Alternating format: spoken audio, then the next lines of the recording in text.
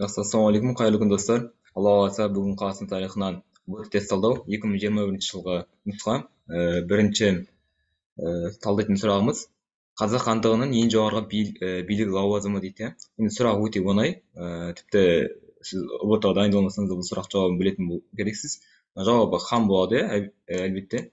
Енді жалпы Қазақстан жерінде қандай хандар биледі дейтін болсақ, мына осы нені скриншот жасап яғни керей ханнан бастап Қазақстанның ең соңғы ханы Кенесарыға дейін билік еткен жылдары мен өңірлері бейнеленген. Яғни алғашқы қазақ хандығы бізде Керей мен Жәнібек, яғни Шудың бойында құрған болатын, 1465 жылы. Кейбір деректер 1459 деп келеді, кейбір деректер 1463 деп те келеді.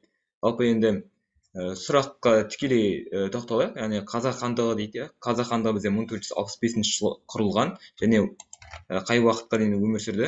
Соңғы Кенесарының билеген уақыты 1847, одан кейін алғашқы кіші жүз Ресей отар болды, одан кейін орта жүз, одан кейін ұлы жүз отар болғанға дейінгі аралық міне 1865-1847, яғни Кенесарының соңғы билеген уақытына дейінгі уақытты аралығын қамтиды.